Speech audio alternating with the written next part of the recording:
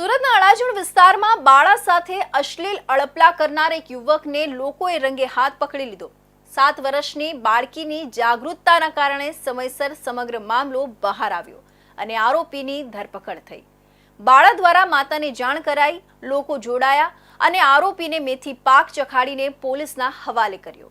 સુરતના અડાજણ વિસ્તારમાં એક ગાર્ડનમાં રમતી 7 વર્ષની બાળકી સાથે શારીરિક અડપલા કરનાર એક 20 વર્ષીય યુવકને લોકોએ ઝડપી પાડ્યો છે। બાળકીએ તેની માતાને જાણ કરતા આ ઘટના પ્રકાશમાં આવી હતી। લોકોએ આરોપીને મેથી પાક ચખાડી અડાજણ પોલીસને હવાલે કર્યો હતો। પોલીસે યુવક સામે છેડતીનો ગુનો દાખલ કરી કાયદેસરની કાર્યવાહી હાથ ધરી છે।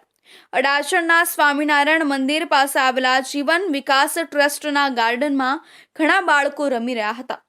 સાંજે 7 થી 7:30 વાગ્યાના સમયગાળા દરમિયાન જિગ્નેશ જયંતિભાઈ રાઠોડ નામનો યુવક ત્યાં પહોંચ્યો હતો।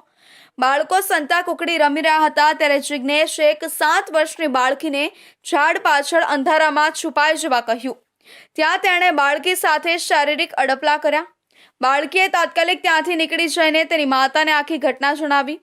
બાળકીની માતાએ અન્ય પુરુષોની મદદથી ગાર્ડનમાં જઈને આરોપી જિગ્નેશ રાઠોડને ઝડપી પાડ્યો। ગુસ્સે ભરાયેલા લોકોએ યુવકને મેથી પાક ચખાડ્યો અને પછી અડાજણ પોલીસને જાણ કરી। પોલીસ ઘટનાસ્થળે પહોંચી અને જિગ્નેશની અટકાયત કરી હતી। બાળકીએ શાળામાં શીખેલા ગુડ ટચ, બેડ ટચના પાઠને કારણે આ ઘટના અંગે જાગૃતતા દાખવી। તેને સમજાયું કે આ બેડ ટચ છે અને તેણે તાત્કાલિક તેની માતાને જાણ કરી, જેના કારણે આરોપી ઝડપાયો। આ ઘટના બાદ બાળકીની માતા અડાજણ પોલીસ મથકે જિગ્નેશ રાઠોડ વિરુદ્ધ છેડતીની ફરિયાદ નોંધાવી છે। પોલીસે ગુનો દાખલ કરી વધુ તપાસ હાથ ધરી છે। અડાજણ જીવન વિકાસ ટ્રસ્ટ ખાતે તેઓના સમાજનું સંમેલન હતું, જેમાં એક માતા પોતાની પુત્રી 7 વર્ષની હતી તેની સાથે લઈને ગયેલા હતા। બાળકો રમતા હતા તે દરમિયાન ત્યાં જિગ્નેશ જયંતિભાઈ રાઠોડ નામનો યુવક ત્યાં પહોંચી ગયો હતો અને એ બાળકીને તું અહીંયા છુપાઈ જા અને કોઈ શોધી નહીં શકશે એમ કહી નજીક ખેંચી ગઈ।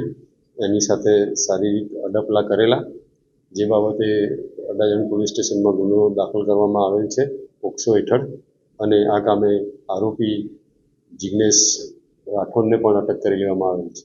બાળકોને ગુડ ટચ અને બેડ ટચની સાચી સમજ આપવી અત્યંત જરૂરી છે, કારણ કે જાગૃત બાળા અને સતર્ક સમાજથી જ આવા દુષ્કર્મોને રોકી શકાય છે। સુરત પોલીસ દ્વારા આરોપી સામે કડક કાયદેસર કાર્યવાહી હાથ ધરાઈ છે।